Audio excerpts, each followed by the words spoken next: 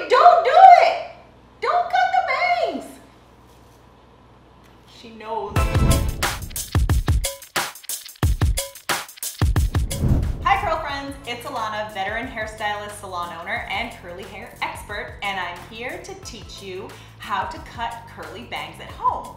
Rule number 1, don't do it. But if you're stranded, deserted on an island somewhere for months at a time and you don't have access to a great salon who specializes in cutting curls, or if you live in a pineapple under the sea, or if you have some sort of really great excuse that you are in such an emergency that you need to pull out scissors and cut your own hair, I'm going to show you the safest way to do it. Rule number 2, you can only do this once. If you keep cutting your own hair, you're in for a world of hurt. So one time only, that's not 2 ones, 1 time only is the other rule number 1. So I'm gonna show you guys how to do it. I look terrible with curly bangs, but I just watched some horrifying YouTube videos with girls cutting bangs with all sorts of gadgets and giving a bunch of bad advice, and it actually came out looking okay at the end, and I thought, oh my god, people are actually gonna do this and think that they're gonna be okay with trying this, and it's not gonna turn out that way. Don't cut your hair with kitchen scissors. It might look okay for a minute, but you're literally giving yourself split ends right then when you cut them. So the next day, when you realize what you've done and your curls spring up much shorter than you realized they would, you're also gonna have split ends, so you'll need them cut again immediately. So make sure you at least go to the beauty supply store and get, you know, even a $30 pair of shears that someone might use if they were going to beauty school to cut mannequin hair or something decent. That's good enough for your one-time curly bang haircut. And I also know there are some people that live in areas that they just don't have any salons that specialize in curls, and sometimes it can be scarier going to a hairstylist who knows nothing about curl, and you might want to take your bangs into your own hands. So I'm gonna give you the do's and don'ts of how to cut curls. I was just watching, one of the don'ts that I just watched was pulling on her hair like this and then just cutting it like this. And I was like, ah! It's horrifying to me to watch these videos of people that are not hairstylists just hacking away at their hair. I think she thought it turned out okay too, but it was not a good look. I'm not naming any names, but it was. A lot of people watched it, so I thought, wow, are a lot of people actually doing this? Because there are probably a lot of people crying right now. Ooh. We already determined that I will not look good with curls by using these little clips, pulling my hair up into place. You can use bobby pins to do that too, but that's a good way to find out if you'll look good with curls. And I won't put them all back in because it, well, but first determine if you have the right face shape for curly bangs. If these were my short little curly bangs, I do not. I don't like the mullet, and that's what it looks like on my hair.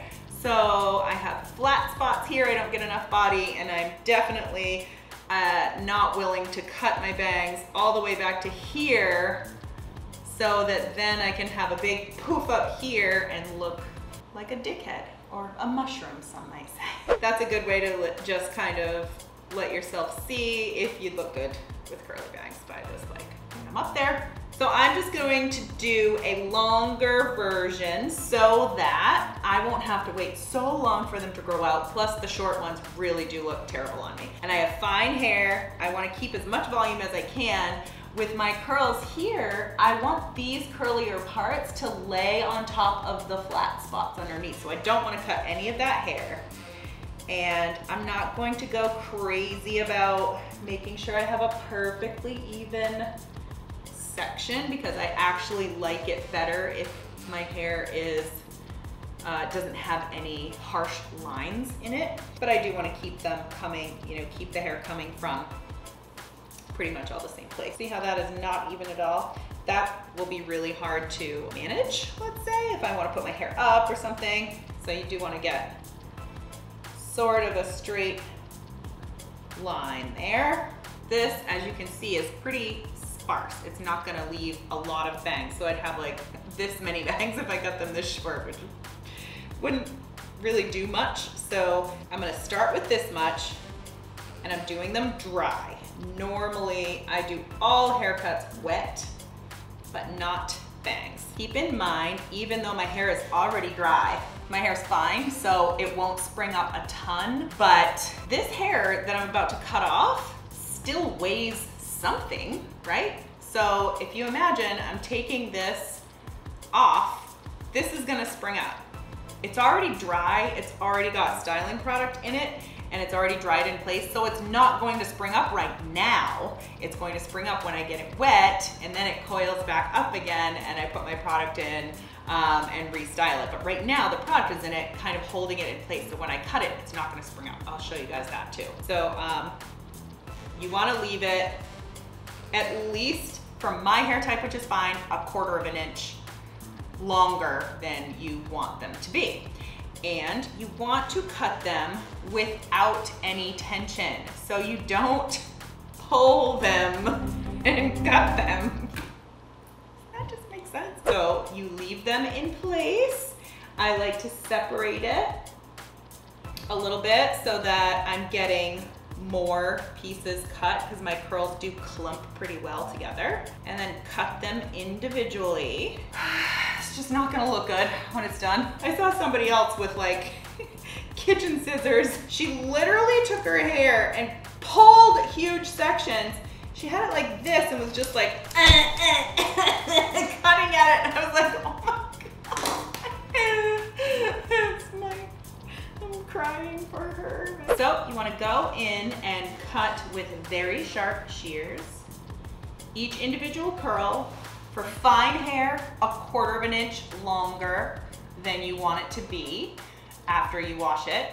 If you have thick hair, it's gonna shrink up even more. The tighter the curl is, the longer you want it to be. You can always cut more off. You can't make it grow back. So err on the side of length always. This individual one I'm gonna use as a guide in the very center. And I like to cut curls fairly in large clumps at an angle. So I'm just gonna cut that off, and then that's gonna shrink up even more than that. And I'm gonna lengthen them as I go out. So then I'm just gonna take this one. And like I said, it doesn't all have to be even. It's better if there's a little bit of texture. You don't wanna cut curls straight, you wanna point cut them this way. So then I'm gonna just go down a little bit. Notice I'm not putting any tension. I'm not pulling the curls at all.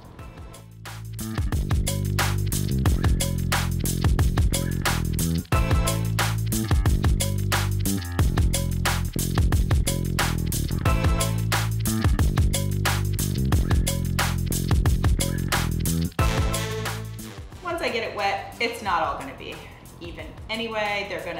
This one might decide that it wants to curl back in with this one. I'm constantly gonna have to keep them separated. And I always wear my hair pulled to one side. But for the most part, that is about it. So check out these bangs. Shrinkage is real. This is why we don't cut curls dry. There's a misconception that if you cut the curl when it's dry, it won't shrink up anymore. And as you can see, that's not true. That shows you the dangers of cutting curls dry. You really need to go to an expert to have your curls cut. And if you want to learn more about that, please comment below, click subscribe, and ring the bell next to the subscribe button so that you'll get notifications for new videos every time we drop one. I don't know if I should make a funnier face. Hide your wife, hide your kids, hide your bangs. They're raping everybody out here.